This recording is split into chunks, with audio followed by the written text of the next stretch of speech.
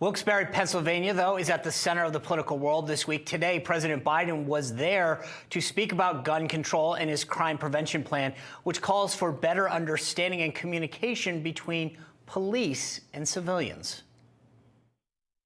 Communities, by the way, that want the police more than any other community are the tough, poor communities. Black, white, immigrants. They need the help. They want the help. It's not they don't want it. They want the help. Without that, victims don't call for help. Witnesses don't step forward.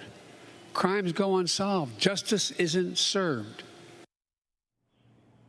All right, on Saturday, former President Donald Trump will hold a rally in Wilkes-Barre in support of his endorsed candidates in Pennsylvania, Doug Mastriano for governor, Dr. Oz for Senate, and challenger Jim Bognet for the race in Pennsylvania's 8th congressional district. Jim Bognet joins us now with a reaction to Biden's speech, along with the president of Crime Prevention Research Center, John Lott Jr. Gentlemen, good to see you.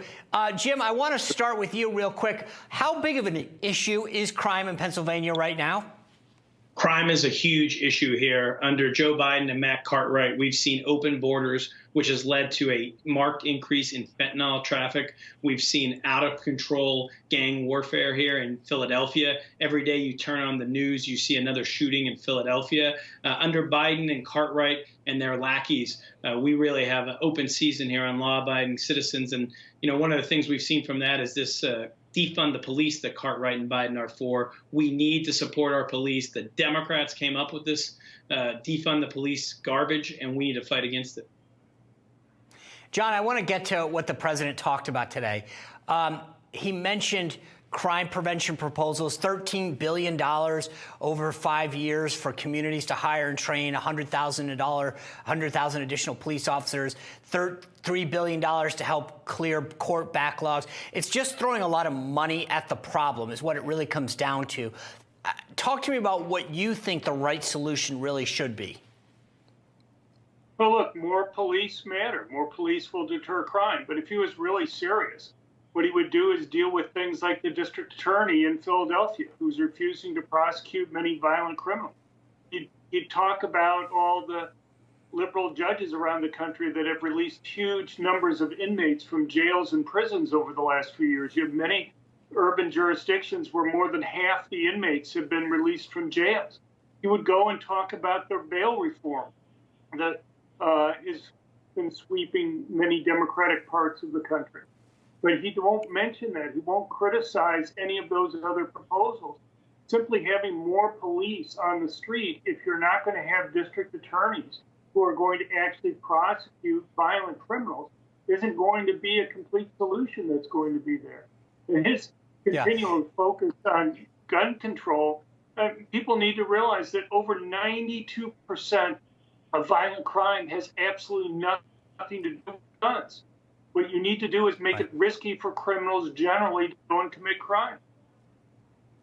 You know, Jim, my colleague Mark Halperin pointed out earlier today that Biden will have been there 3 times in 7 days to Pennsylvania. That's unheard of. If you listen to the media, Pennsylvania, Dr. Oz is way down, Mastriano's way down.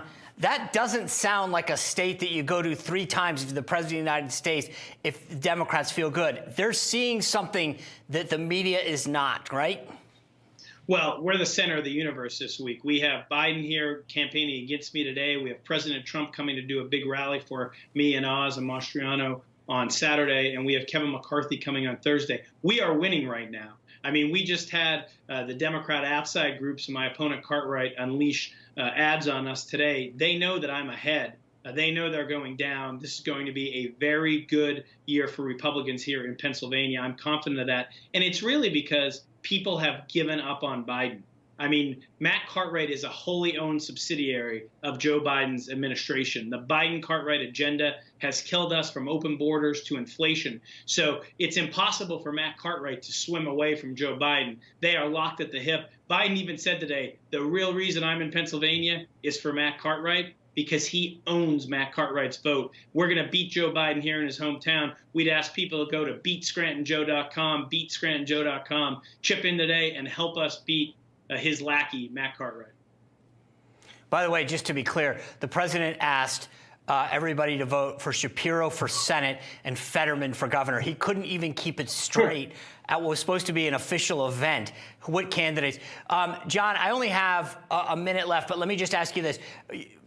The president's there trying to talk tough on crime, and yet Fetterman is telling everyone we got to reduce parole. Yeah.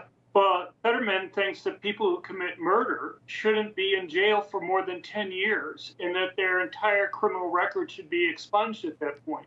That's a 10-year maximum penalty for somebody who goes and commits first-degree murder. I mean, it's pretty bizarre to have your Senate candidate having such a radical position on crime there. But unfortunately, that's not the only radical position he has. But again, Biden, these are the types of people that he's supporting, that he wants to go have there at the same time he's claiming that he's tough on crime. Yeah. Jim, real quick, who else is going to be at this rally? It's you, Oz, Mastriano. Is there a big lineup? That is the three. President Trump is here to highlight his endorsed candidates. I was the only challenger endorsed in the primary, so it's going to be a great day on Saturday. We can't wait. This is Trump country, and we are going to get the message out that we have to beat Joe Biden in his hometown. Yeah, I assume it's going to be another great rally. Jim, John, thank you both very much. I appreciate it. Thank you.